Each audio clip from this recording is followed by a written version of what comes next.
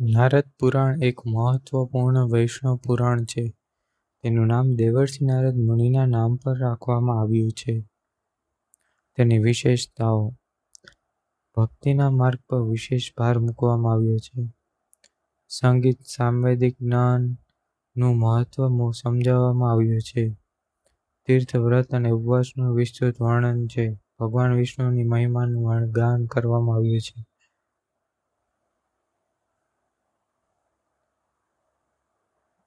નારદ પુરાણમાં શ્લોકની સંખ્યા 25,000 છે.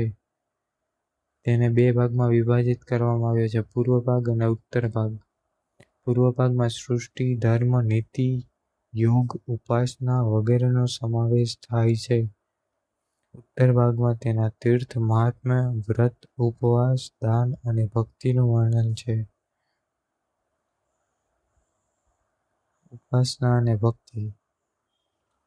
વિષ્ણુ, શિવ, દેવી, ગણેશ, સૂર્ય વગેરેની ઉપાસનાનું વર્ણન છે. નામ સ્મરણ, કીર્તન, પૂજન, યજનનું મહત્વ સમજાવવામાં આવ્યું છે. સાત્વિક જીવન અને સદ્ભાવના રાખવાની પ્રેરણા આપે છે.